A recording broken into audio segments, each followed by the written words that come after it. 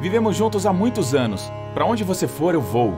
Estas foram as palavras que Ida Strauss disse ao marido. Uma das mulheres mais ricas do Titanic e que acabou não indo em um bote salva-vidas. Ela escolheu ficar para trás com seu amado Isidore. Momentos antes, deu à sua funcionária do lar um presente precioso, que provavelmente salvou a vida dela. Isidore e Ida Strauss nasceram na Alemanha e emigraram para os Estados Unidos ainda crianças. Eles se conheceram em Nova York e se casaram 5 anos depois. O casal teve 7 filhos, mas felizmente nenhum deles estava no Titanic. No final da adolescência, Isidore trabalhava na loja do pai. Então começou a vender porcelanas com o irmão, e o comércio se transformou no departamento de vidros e cristais da Macy's. Eventualmente, os irmãos assumiram toda a loja de departamentos e se tornaram multimilionários. Isidore e Ida eram bem conhecidos em Nova York por sua riqueza, caridade e incrível amor e devoção um pelo outro. Sempre que Isidore fazia uma viagem de negócios pelos Estados Unidos ou para a Europa, a esposa ia com ele. Quando ela não podia, eles escreviam longas cartas um para o outro todos os dias. O casal visitava sua Alemanha natal de vez em quando também. Em 1912, os dois fugiram do inverno arrepiante de Nova York e foram para a Europa. Eles já estavam casados havia 40 anos e passaram um tempo, principalmente no ensolarado sul da França, além de terem visitado a cidade natal dele. No início de abril, era hora de voltar para casa em Nova York. Os Strauss normalmente viajavam em uma daquelas enormes embarcações alemãs da época. Dessa vez, porém, todo mundo estava falando sobre um novo navio de luxo, o RMS Titanic. Eles não resistiram e imediatamente compraram luxuosas passagens de primeira classe. Em 10 de abril, partiram na mais nova embarcação da White Star Line. Esta seria uma ótima aventura.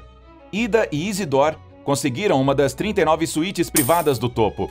As passagens custaram cerca de $100 mil em dinheiro de hoje. Algumas das pessoas mais ricas do mundo estavam ao lado delas. Os Strauss passaram algumas noites jantando em frente a uma orquestra ao vivo, em um salão cheio de móveis extravagantes e painéis de madeira caros. Jogaram xadrez e gamão, visitaram a academia, a piscina, até conferiram as quadras de squash no Convés. Mas esse luxo não durou muito. Na noite de 14 de abril, o navio teve seu acidente com o iceberg mais famoso da história. Parecia um leve tremor, um pequeno estrondo e só. Ninguém percebeu qualquer tipo de perigo. Os passageiros até começaram a jogar bolas de neve, feitas de pedaços de gelo, que haviam caído no Convés. Os oficiais disseram a todos que ficariam bem. Momentos depois, o capitão Edward Smith anunciou ser hora de colocar os coletes salva-vidas e entrar nos botes salva-vidas. Todos os 20 foram armazenados no Convés superior. Deveria haver mais, mas os projetistas acharam que isso deixaria a aparência do Convés muito bagunçada. Na verdade, havia uma simulação de emergência agendada para aquele dia, mas em vez disso, a experiência foi real. Praticamente apenas passageiros da primeira classe iriam entrar naqueles botes salva-vidas. Os Strauss deixaram sua suíte privada e esperaram instruções da tripulação. Muita gente da equipe ainda estava confiante, e foi dito aos passageiros para não perderem suas passagens, pois precisariam delas quando todos voltassem a bordo. Isso nunca aconteceria. O navio estava afundando. A tripulação anunciou que mulheres e crianças embarcariam primeiro. Os Strauss estavam ao lado do bote salva-vidas 8. O marido, com 67 anos na época, recebeu uma oferta para se sentar com sua esposa por causa da idade. Ele recusou dizendo que não era velho demais para se sacrificar por uma mulher e queria esperar e garantir que não se deixasse para trás nenhuma mulher e criança. Ellen Bird, a nova funcionária do lar de Ida, hesitou antes de entrar no bote salva-vidas, mas a patroa lhe disse para ir. Ainda havia espaço para Ida, e as outras mulheres da primeira classe a estavam chamando para se juntar a elas.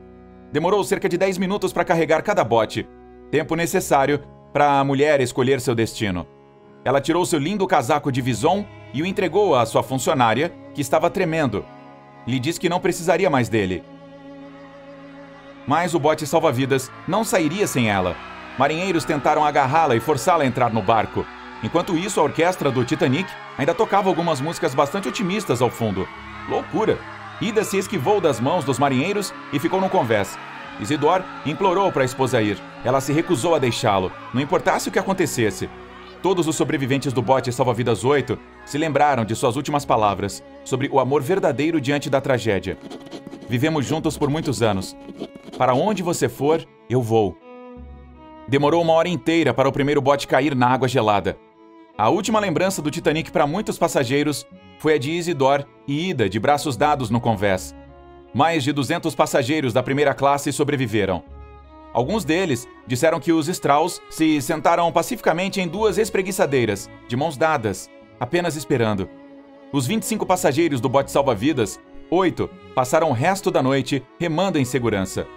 E estavam perseguindo o que achavam ser as luzes de um navio.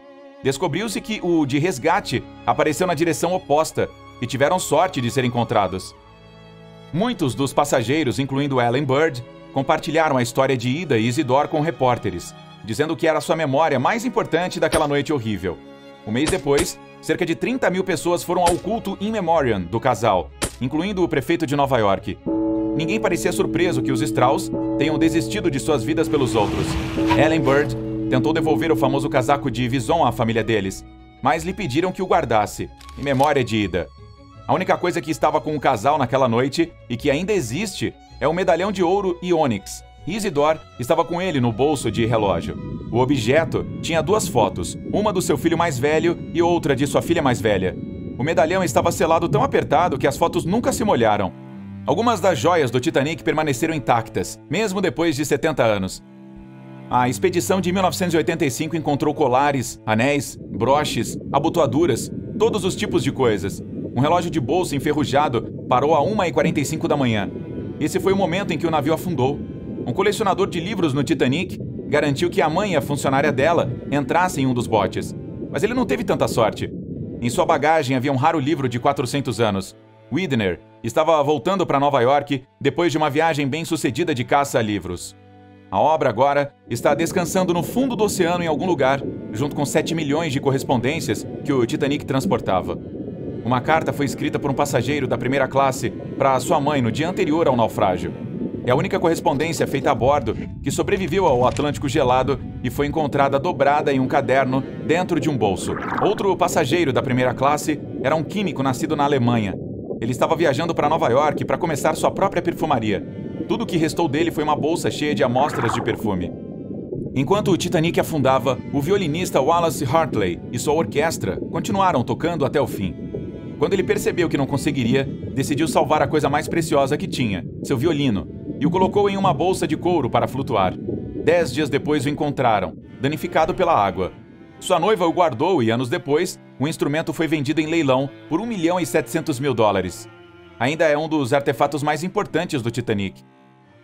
Os 5 pianos de cauda a bordo não tiveram tanta sorte, ainda estão lá embaixo em algum lugar. No entanto, os mergulhadores conseguiram recuperar uma partitura.